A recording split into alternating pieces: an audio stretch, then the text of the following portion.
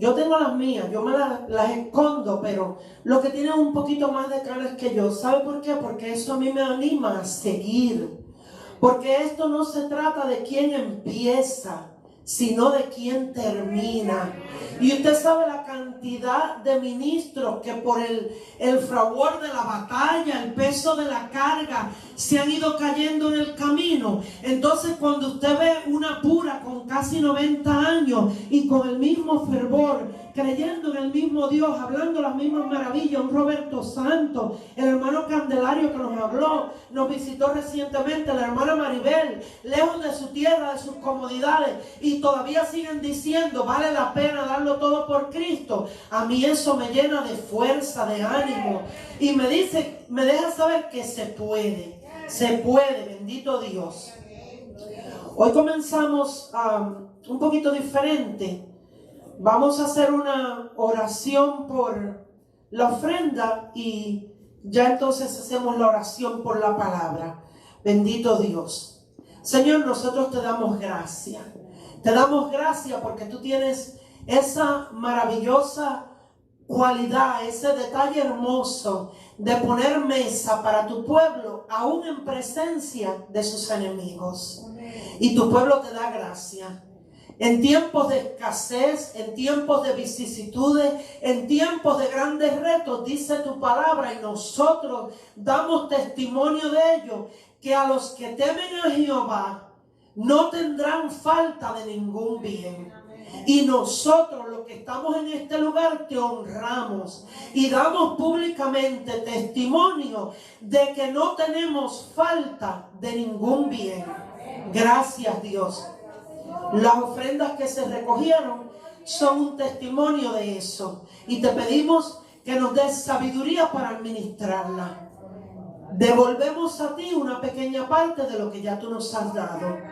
Señor, también te suplicamos en esta tarde que tú prepares nuestra mente y nuestro corazón para que se convierta, Señor, en un terreno fértil donde la semilla incorruptible de tu palabra pueda dar buen fruto.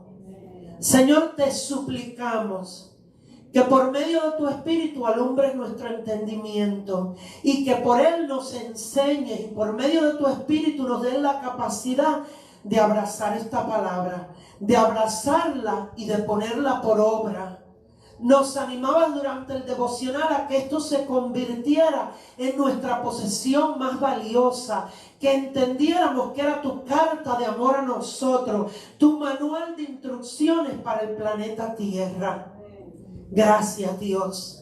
Lámpara es a nuestros pies tu palabra y es lumbrera a nuestro camino, y en guardarla hay gran galardón y gran bendición. Gracias, Dios. Yo le voy a pedir que usted vaya conmigo al Viejo Testamento. Vamos a ir al libro de Samuel, Primera de Samuel, al capítulo 21. Y en lo que usted se va preparando y entra a Primera de Samuel, capítulo 21, versículo 1, aunque vamos a tocar otros versículos, yo voy a dar lectura a ese verso y a la misma vez voy a hacer un recuento del capítulo anterior. Dice así la palabra del Señor. Vino David a Nob, al sacerdote Ahimelech, y se sorprendió Ahimelech de su encuentro y le dijo: ¿cómo vienes tú solo y nadie contigo? Y nos vamos a parar ahí. ¿Okay? Se puede sentar. Gracias por su reverencia a la palabra. Mire, si usted se traslada al capítulo anterior, en el capítulo anterior sucede algo bien curioso. David hace un encuentro, él concerta una cita con su mejor amigo, con Jonatán. Jonatán, que precisamente era hijo de su mayor enemigo, una enemistad que David se había buscado gratuitamente. David no había hecho absolutamente nada para merecerse la enemistad de Saúl. Era un enemigo gratuito. ¿Qué hacía que David fuera enemigo de Saúl? Los dones que David poseía. la gracia de Dios que estaba en su vida, el favor que estaba sobre David. Mire, la raza humana tiene un enemigo antiguo, la serpiente antigua, el engañador de los humanos, de las personas, de los hermanos, y es un enemigo que nos hemos buscado gratuitamente. Por el mero hecho de que nosotros fuimos hechos a imagen y semejanza de Dios, ya nos constituimos, toda la raza humana, en enemigos de Satanás. Y Satanás entonces comienza con su agenda, con cada ser humano, que es una agenda de muerte, es una agenda de destrucción, es una agenda de robar, es una agenda de matar, es una agenda de dañar. Pues así David tenía este enemigo, Saúl. Dice la Biblia que cuando se vio el pueblo de Israel en una encrucijada, en un reto tremendo en el campo de batalla, siendo por unos 40 días desafiado por el ejército de los filisteos, avergonzado por los filisteos, sale como de la nada este jovencito, y este jovencito con una valentía, con una sabiduría que sobrepasaba sus años, él distingue que esta batalla no es mía.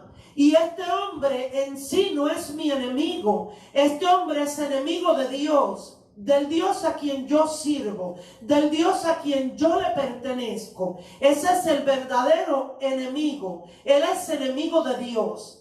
Y este jovencito se decide a ir al campo de batalla, y cuando va al campo de batalla, él le expresa a su enemigo, le dice: tú vendrás a mí con espada y con jabalina, con todo lo que viene, pero ¿sabes qué? Yo vengo contra ti en el nombre de Jehová de los ejércitos. Él te entregará hoy en mis manos y yo te venceré. Y de ese jovencito de unos 16, 17 años aprendemos una lección poderosísima. Usted reconocer que sus enemigos en sí no son enemigos suyos, son enemigos de aquel que lo tomó a usted por soldado. Y aquel que lo tomó a usted por soldado es más que suficiente para darle a usted la victoria, para sacar la cara por usted, para ir con usted al campo de batalla. Cuenta la historia bíblica que sí, amén, merecedor de alabanza es nuestro Dios. Cuenta la historia bíblica que este hombre que era un gigante, una estatura tremenda, experimentado en la guerra, fue derrotado por un joven que en comparación con él, mire, como dice el americano, David, hablando en lo natural, David was no match for Goliath. David era pequeñito, David era joven, David no estaba entrenado para la guerra, no poseía las armas que poseía Goliat, no tenía la armadura que tenía Goliat. ¿Y cuántas veces en el campo de batalla de la vida usted se enfrenta con un gigante, con un Goliat que tiene más poder que usted, más armas que usted, más conexiones que usted, más recursos que usted? Pero si usted ha entendido de quién usted es y a quién usted le pertenece, entonces usted le dice a él: no es con mi fuerza, porque esto no se trata de que es con espada o con jabalina. Es el Espíritu del Señor el que me va a dar la victoria en esta situación. Le da Dios la victoria. Él puede matar al gigante. Dice que con la misma espada del gigante le cortó la cabeza, porque el hombre que es sabio corta cabezas. Usted no puede entrar en una batalla, y estoy hablando obviamente de una batalla espiritual, y dejar las cosas medio muertas. Usted tiene que encargarse de eliminar al enemigo por completo, porque si usted no lo elimina por completo, ese enemigo vuelve a levantarse, y si no se levanta en sus días, se levantan los días de sus hijos, y es la responsabilidad suya y la mía asegurarse que nunca más se vuelva a levantar. Y David le quita su espada y él dice: yo te vi caer, tú estás ahí como muerto, pero yo no me conformo con verte como muerto, yo te quiero muerto, muerto y bien muerto. Y recoge su espada, le corta su cabeza y la espada se sale de la escena. Va David al palacio y mire, David como cualquier joven, fíjese lo que él preguntó: ¿y qué es la recompensa que le van a dar al que pelee con este hombre? ¿Qué le van a dar al que se atreva a subir al ring de boxeo con este tipo? Una muchacha guapísima, la hija del rey. Por la hija del rey yo me subo al ring. La hija del rey, y además le van a quitar los impuestos de su casa. Vale la pena pelear esta batalla.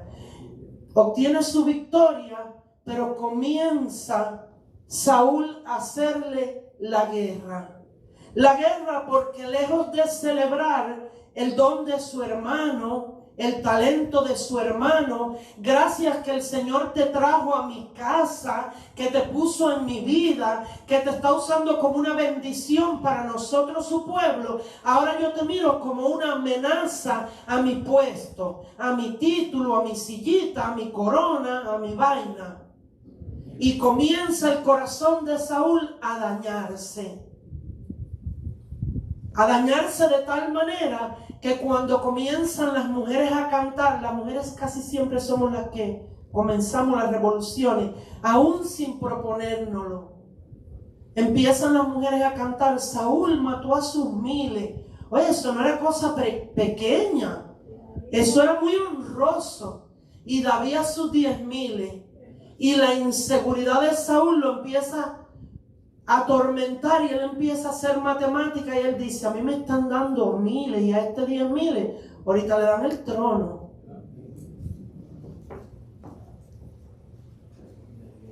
Comienza a odiarlo de tal manera que comienza a tratar de matarlo.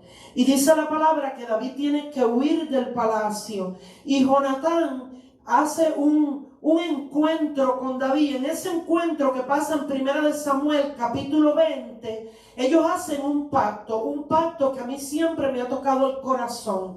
Y David le dice: yo necesito tu ayuda, yo estoy en una situación muy vulnerable. Tú sabes que tu papá me odia y me odia de gratis y me quiere matar. En nombre de nuestra amistad yo te pido que me ayudes.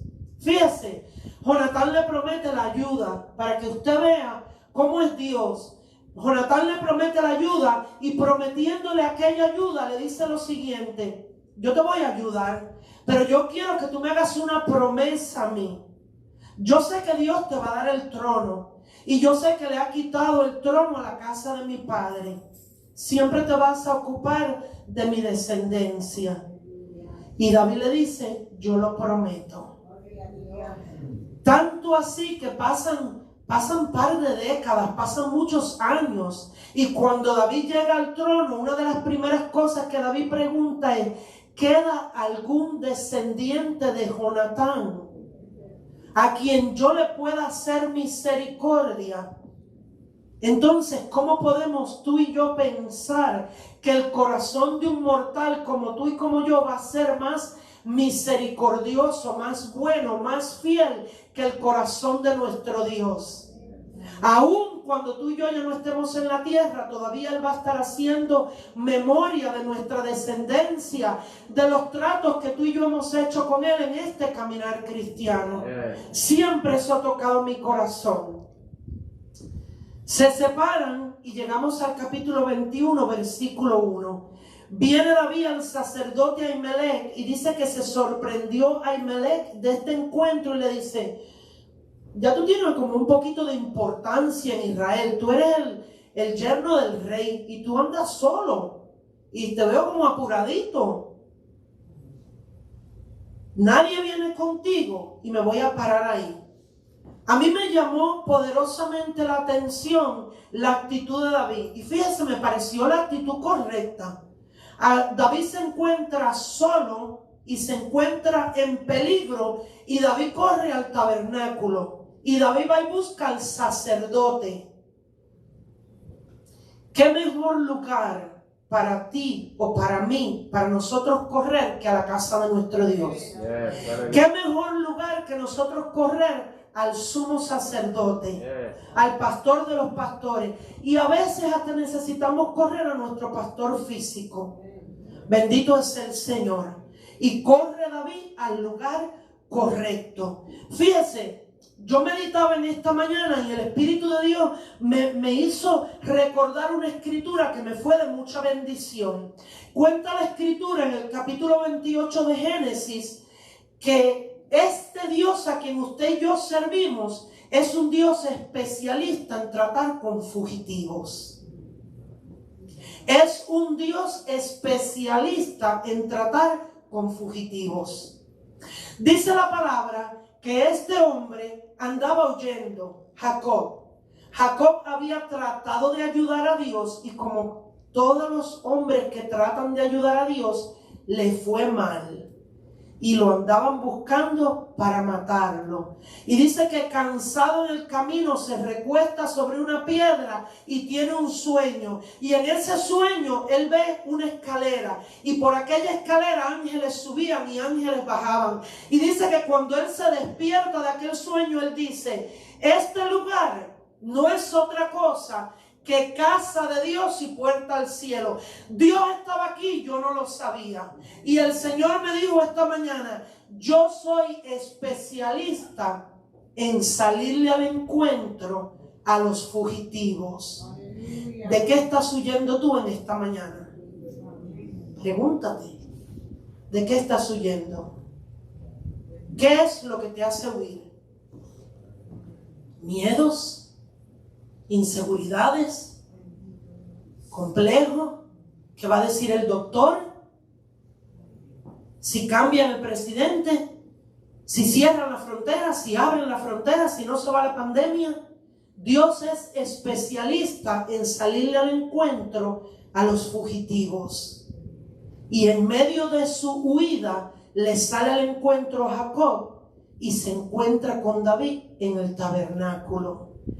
Jesús en una ocasión entra al templo y hace una cita de esas palabras de la boca de Jacob. Y el Señor me ministraba en esta mañana y me decía, así como dijo el Señor Jesús, que su casa es casa de oración y puerta al cielo. Tú y yo no podemos dejar que nada ni nadie nos aleje del templo.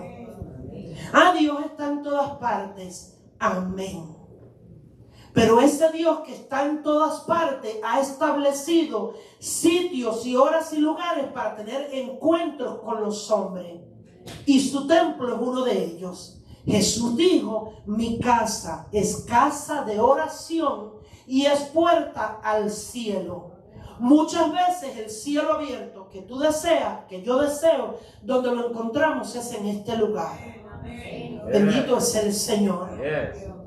Más aún, entra Jesús al templo y se encuentra el templo lleno de mercaderes. Y dice que Jesús se airó. Dijo, han convertido mi casa, que es casa de oración y que es puerta al cielo, en un mercado, en una guarida de ladrones. Es tu responsabilidad y es mi responsabilidad celar este templo. Tú eres el sacerdote, yo soy el sacerdote, que tenemos que velar por este templo. ¿Qué pasa entre estas cuatro paredes? ¿Cómo se manejan aquí los asuntos del Señor? ¿Cómo se trata aquí la gloria del Señor? La gloria del Señor, el nombre del Señor, la palabra del Señor, los recursos del Señor, que son ustedes, parte de esos recursos. Y es su responsabilidad y es la mía como sacerdote velar por lo que pasa dentro del templo. Bendito Dios. Aleluya.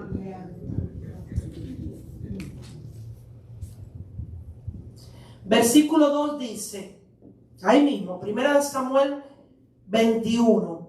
Y respondió David al sacerdote Ahimelech, el rey me encomendó un asunto y me dijo, nadie sepa cosa alguna del asunto a que te envío y lo que te he encomendado. Y yo le señalé a los criados un cierto lugar. Llegó al sitio correcto, pero tenía la actitud correcta. ¿Usted cree que David tenía la actitud correcta cuando llegó al tabernáculo? Hay un dicho de muchos años, muchos años, que dice que en la guerra y en el amor todo se vale. ¿Right? En la guerra y en el amor todas las armas son válidas. No importa a quién usted tenga que matar, a quién se lleve por delante, a quién usted se lleve enredado en las patas de los caballos. En la guerra y en el amor todo se vale. Dicen los políticos, eso salió de la boca de un comunista, por ejemplo, que el fin justifica los medios. Bueno, por lo que usted quería alcanzar, tenía que hacer lo que usted tenía que hacer. Después de todo, Dios entiende que yo tenía que decir lo que dije, hacer lo que hice. Y el fin no justifica los medios. Y en la guerra y en el amor, no todo se vale.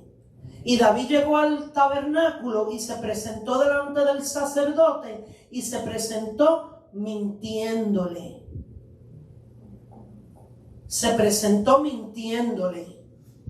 Mire, nosotros fuimos puestos hace poco, recientemente, por alguien como referencia.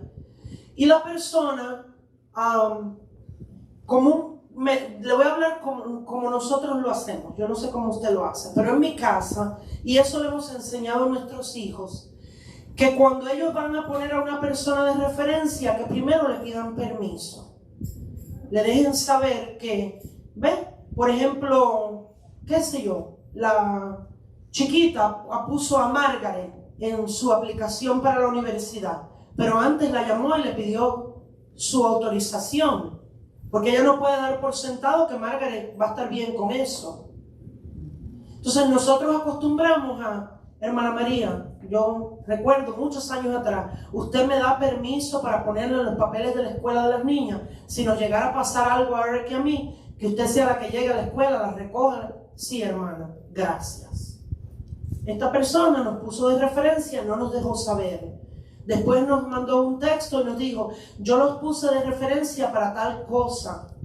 Y yo le dije a mi esposo, oye, yo siento que es como que nos hubieran puesto en una posición incómoda, porque la verdad es que a esta persona no la conocemos de tanto tiempo. Y mi esposo me contestó, y nosotros vamos a decir exclusivamente lo que conocemos de ella.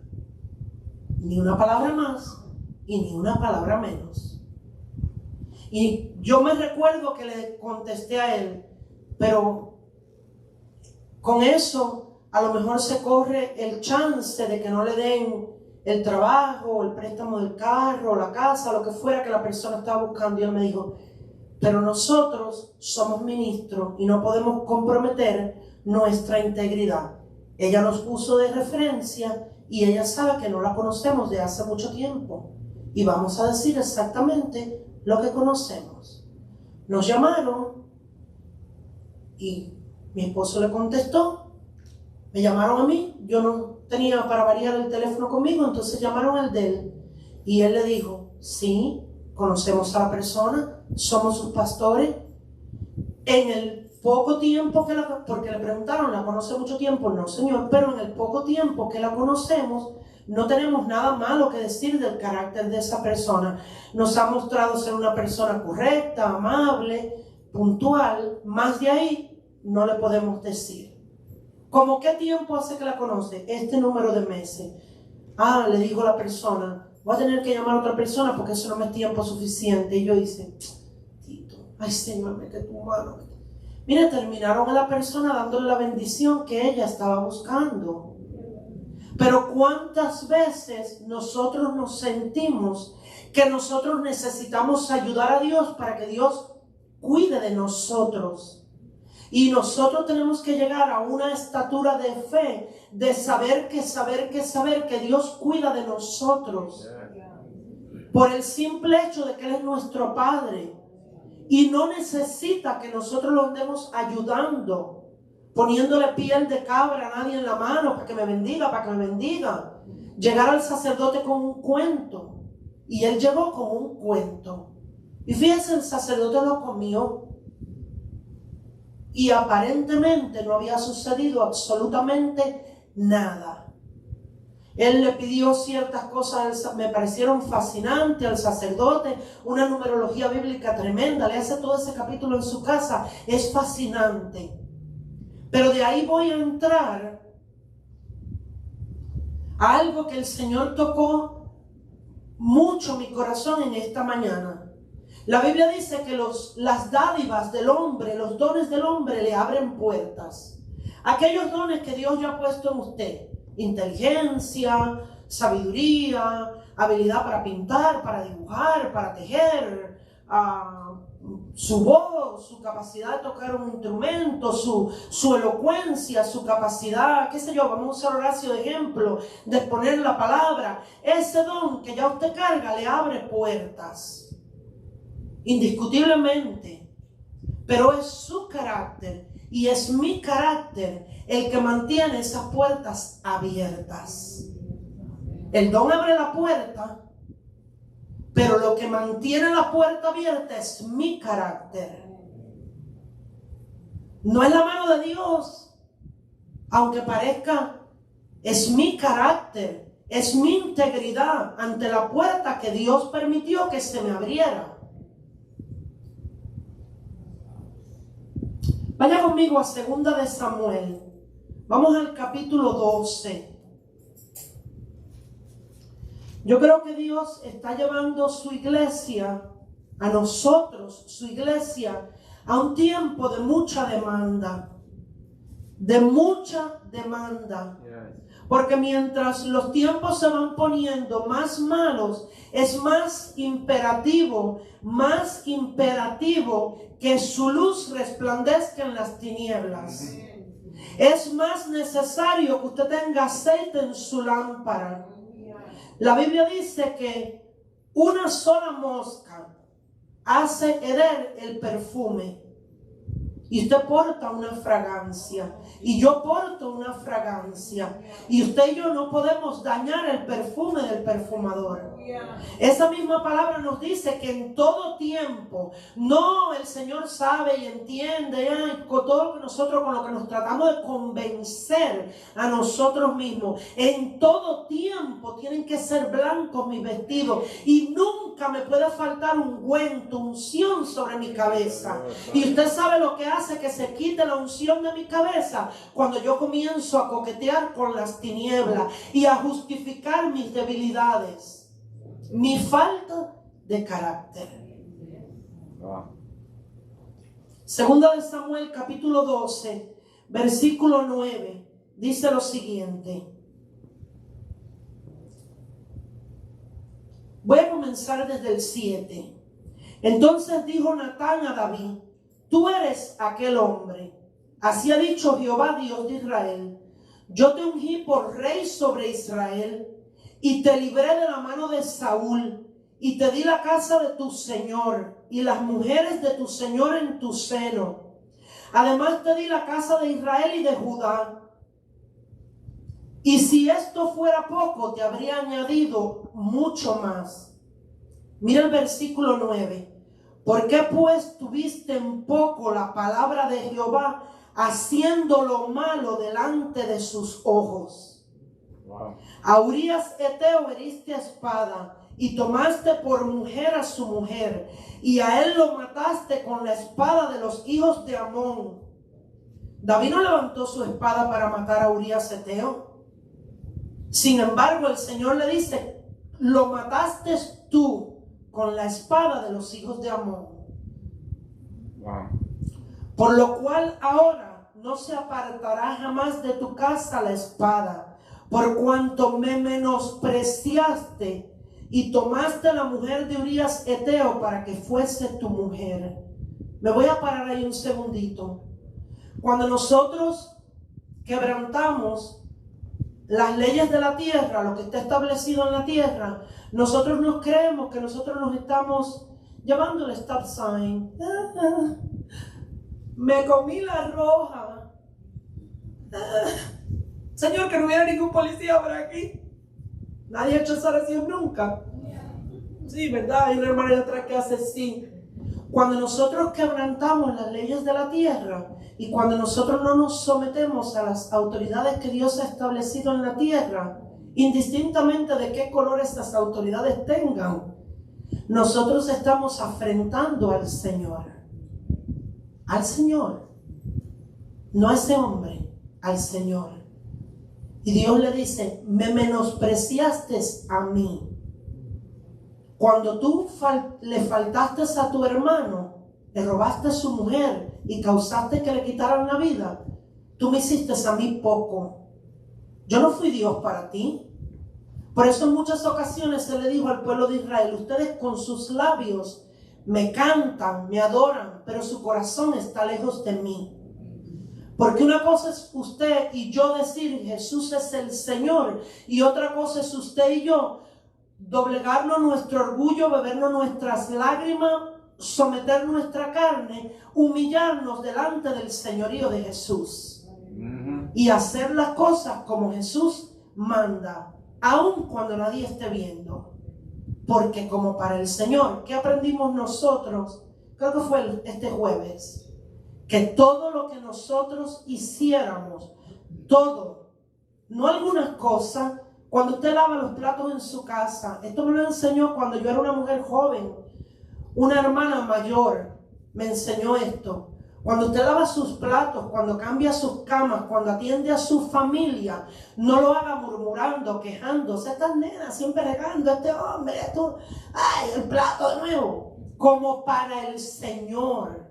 Como que usted está sirviendo a Cristo, porque la palabra es bien específica, que todo lo que nosotros hagamos, lo hagamos como para el Señor, y que del Señor tendremos la recompensa.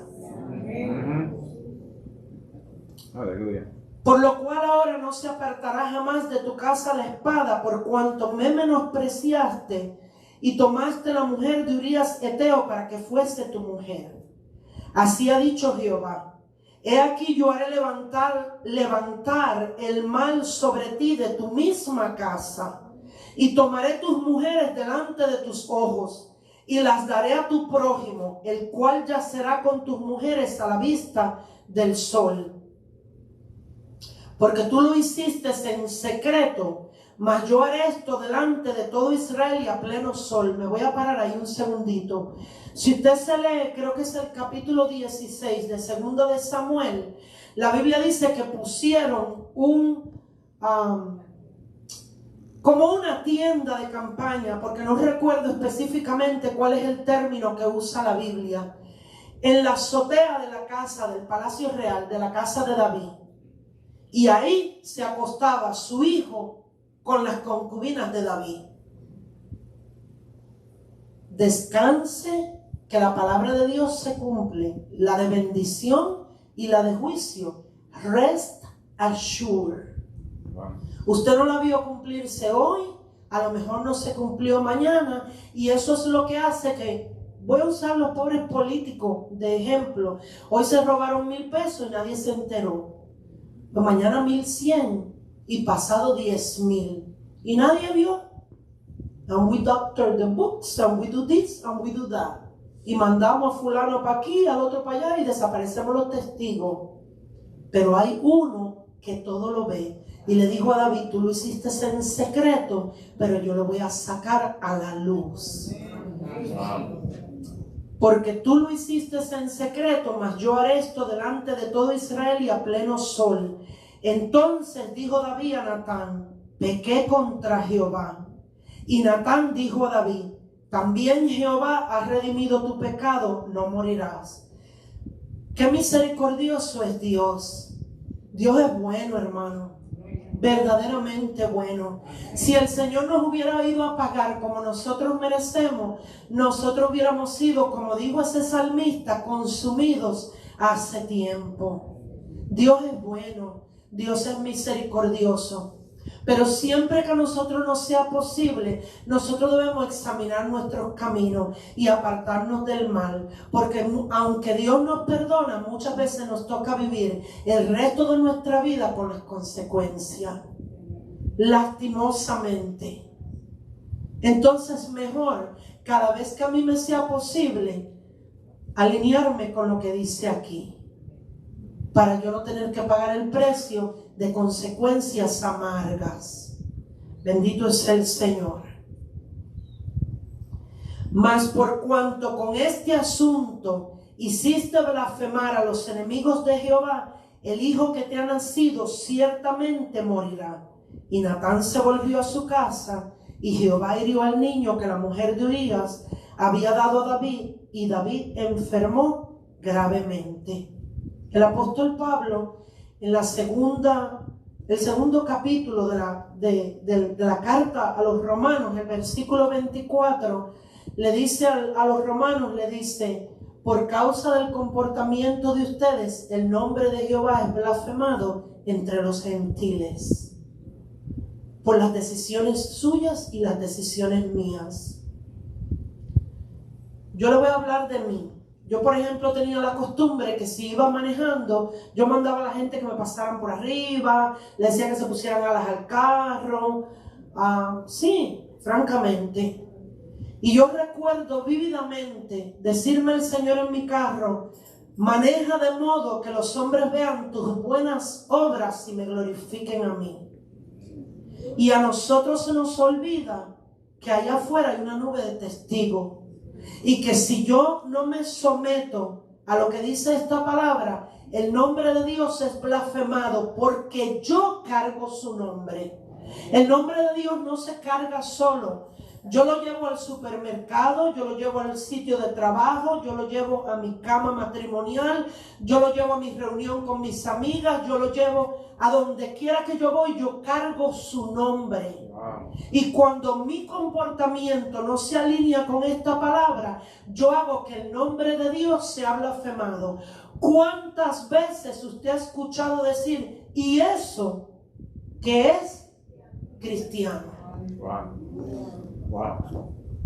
¿Y sabe qué? Eso a nosotros nos debe entristecer, porque nosotros debemos celar la honra de nuestro Padre. Me va a perdonar, pero hoy día la iglesia está muy pendiente de que me honren a mí, me den la honra de vida a mí, me suban de la manera correcta al altar, me presenten a mí, hablen de mis logros, de todo lo que yo he hecho, de lo que he dejado de hacer. Y toda cuestión de honra. Y sí, nos llamaron a honrarnos los unos a los otros, a honrar las canas. Pero por encima de todas las cosas, yo no me puedo olvidar que yo fui llamada a honrarlo a Él. Y la mejor manera de yo honrarlo a Él es con mi comportamiento. Porque mis acciones hablan mucho más alto que mis palabras. Muchísimo más alto. Y en ocasiones más claro también. Bendito es el Señor. Natán se fue a su casa y usted sabe la historia bíblica. El hijo de David muere. Vaya conmigo al Salmo 94. Y yo ya voy a terminar. 5 minutos si usted me da de su tiempo y yo termino. Dice el Salmo 94, versículos 12 y 13a, voy a leer. Bienaventurado el hombre a quien tú corriges y en tu ley lo instruyes para hacerle descansar en los días de aflicción. Nosotros vivimos en días en la tierra donde para nosotros es bueno que el Señor constantemente nos esté recordando sus estatutos y su palabra. ¿Sabe por qué no lo tiene que recordar? Porque constantemente estamos viendo personas que los quebrantan. Pero nosotros no podemos ser como ellos. En nosotros hay un espíritu superior. En nosotros hay un ADN diferente. Nosotros somos de un reino diferente. Recuérdense las palabras de Jesús. Jesús se miró a sus discípulos y les dijo, lo voy a llevar al sermón del monte brevemente. ¿Se recuerdan que en la ley dice ojo por ojo y diente por diente? Yo te digo diferente. Bendice a los que te maldicen. Ora por los que te persiguen. Al que te dice que le ayuda a llevar las cargas, ayúdalo. Y no solamente ayúdalo el pedazo que te lo pidió, ayúdalo un poco más. Porque la gente tiene que ver que tú no eres como ellos. Hay personas que jamás van a pisar una iglesia y el evangelio que ellos van a ver es a usted y a mí. Nosotros, le dijo el apóstol Pablo a la iglesia, y nos dice Dios a nosotros somos cartas abiertas, leídas por los hombres. El dedo de Dios está escribiendo a la humanidad a través de usted y de mí, de sus acciones y de mis acciones. Bendito es el Señor. Voy a regresar para cerrar al capítulo 21 de Samuel.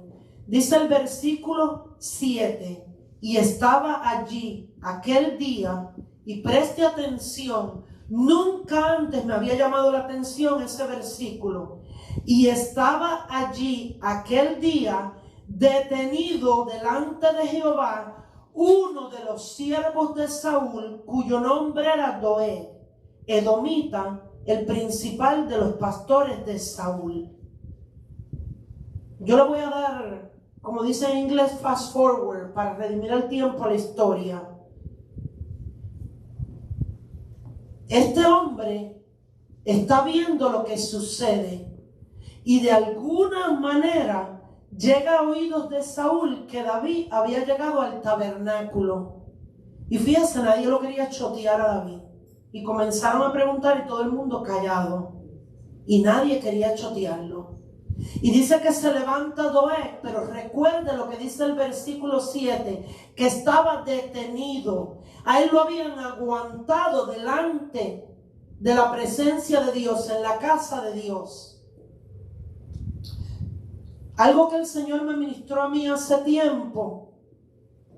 Yo le pregunté al Señor, Señor, ¿por qué tú a veces no cubres la gente?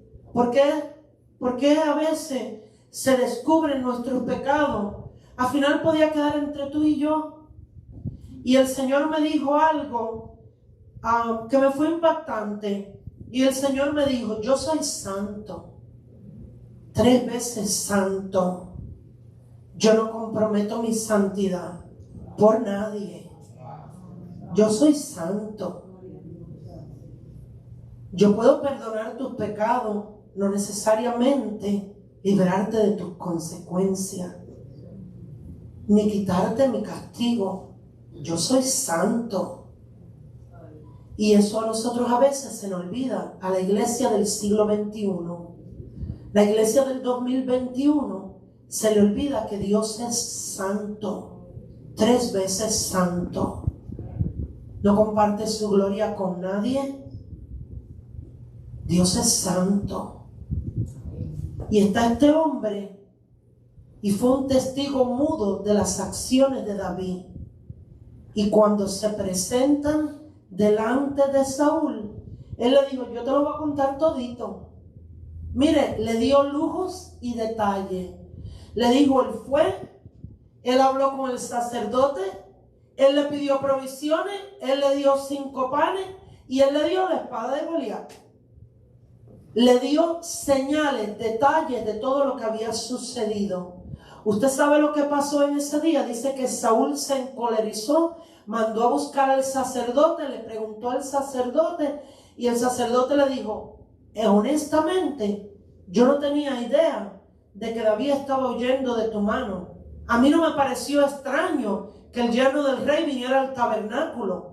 A mí no me pareció extraño. No es la primera vez que yo oro por él. No es la primera vez que él viene al tabernáculo. ¿Qué habrá entre ustedes? Yo no sé. A mí no me estuvo extraño. Las órdenes de Saúl fueron que mataran a ese sacerdote y a toda su casa. Y murieron 85 personas.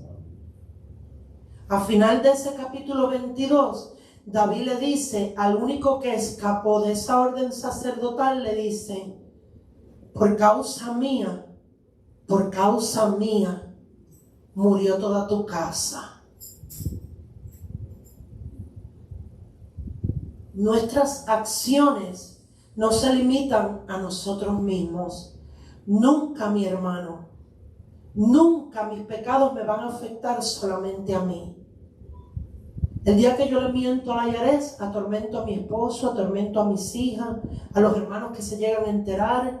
El día que le soy infiel a mi esposo, lastimo sus amigos, lastimo mis amigos, lastimo su familia, lastimo mi familia, lastimo la congregación.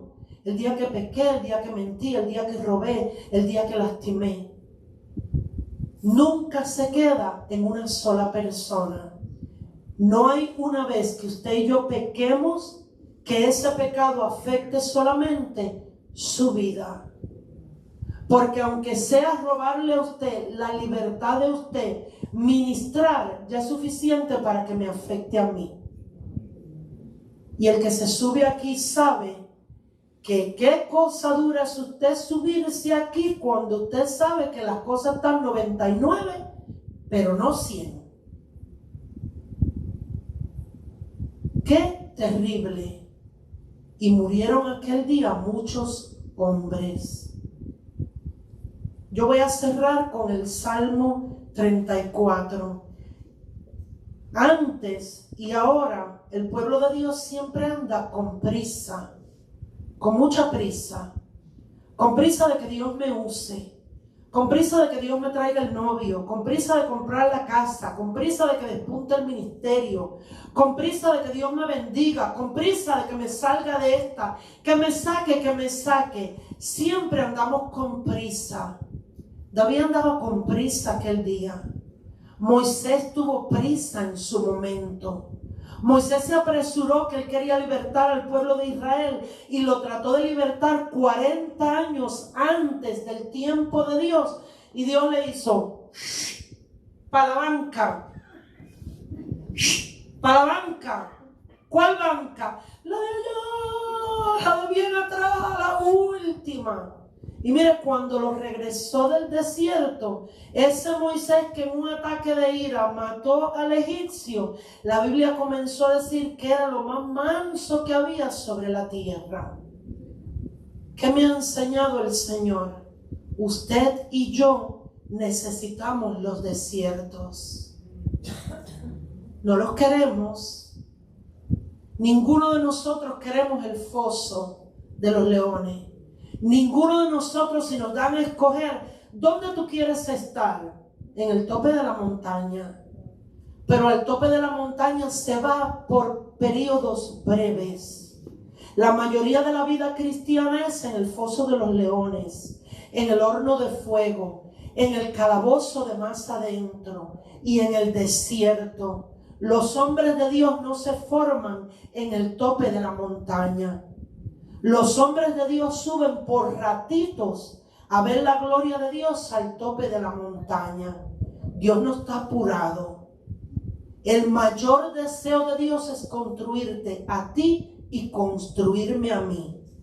No es construir el templo, no es llenar la iglesia, es llenarte a ti, es llenarme a mí. Es construirte a ti, es construirme a mí. Ay, ya tu venida se acerca y hay almas que salvar. Tranquilo, usted no es el único jugador en este partido. No se afane. Ay, es que ya no quedan. Sin afán, Elías. Que yo tengo 7,000. Usted no es el único que nunca han doblado su rodilla delante de Baal. Porque usted no tenga los contactos de ellos no quiere decir que no existen. ¿En qué está interesado realmente Dios? En construirnos a nosotros. Y un poquito de levadura es lo que a veces toma un poquito para leudar toda la masa. ¿Qué levadura hay en tu vida y qué levadura hay en mi vida que Dios quiere sacar hoy?